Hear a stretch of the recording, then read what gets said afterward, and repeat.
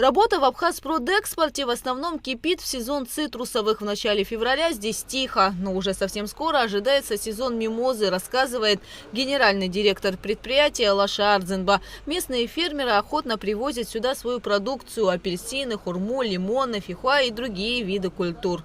А Абхазпродэкспорт помогает успешно реализовывать товар, занимаясь хранением, сертификацией, таможенным оформлением и логистикой. Все сделано для удобства сельхозпроизводителей, которые желали бы привозить сюда еще больше разнообразной продукции. Но пока такой возможности нет. Есть еще виды продукции, которые они тоже производят и которые мы хранить не можем. Они обращаются, но мы не можем организовать здесь полноценную переработку. И, к сожалению, и у них возникают соответствующие проблемы, и у нас возникают соответствующие проблемы. И, к сожалению, вот имеем то, что имеем на сегодняшний день. Вся причина в напольном покрытии, которое практически отсутствует. Вместо него здесь бетон, из-за которого часто поднимается пыль. А хранить в таких условиях нежные плоды голубики, малины или ежевики не получится. Также из-за отсутствия нормального напольного покрытия портится дорогостоящая техника, поэтому ее часто приходится ремонтировать и покупать заново. Страдают и морозильные камеры. У нас портится погрузо-разгрузочная техника. Постоянно каждый сезон выпадает, нам приходится ее покупать. А если мы ее, допустим, не имеем в сезон, то мы не можем полноценно работать. Вот. И мы не можем даже нормально эксплуатировать эту технику погрузо-разгрузочную. То есть она у нас там на сезон хватает, хотя она предназначена там на 5-10 лет. Получается такая ситуация, когда техника выпадает или не может, то приходится ребятам там нанимать еще каких-то работников. Это и процесс как бы замедляет, и тоже дополнительная нагрузка и на коллектив, и на работников, и дополнительные денежные расходы. С министром сельского хозяйства постоянно на связи, он всячески оказывает поддержку, и сейчас он тоже вплотную занят этим вопросом. Я думаю, что какие-то перемены возможны. На предприятии в холодильниках можно хранить одновременно до 2,5 тонн продукции. Однако сейчас здесь практически пусто. Всего здесь 12 морозильных камер, но сейчас продукция хранится только в одной из них, так как предприятие не может работать в полную силу.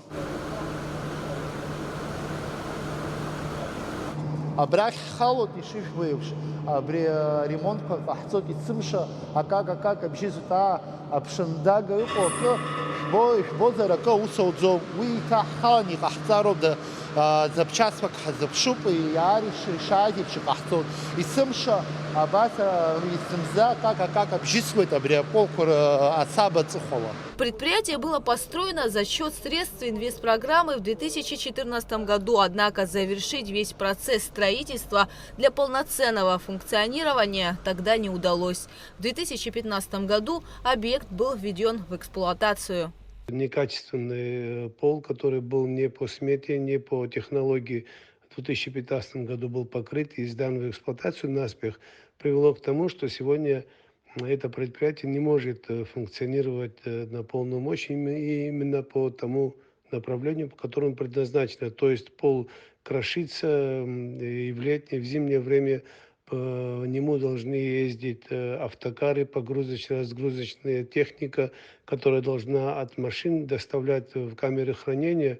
И после каждого проезда такой небольшой техники поднимается столб пыли, который влияет на на работу этого предприятия. Засоряется, забивается холодильное оборудование, да и само антисанитарное требование, которое предъявляют нам, скажем, службы, не сохраняется. Невозможно, так как в основном это принятие пищевых продуктов и наличие такой пыли, это невозможно, не дает возможность работать по специфике. Проблема была обозначена и на недавнем отчете министра сельского хозяйства Беслана Джопуа президенту республики. Все эти проблемы были озвучены недавно, когда Минсельхоз отчитывался президенту Республики Абхазия, и сам президент поднял вопрос о том, как функционирует это предприятие.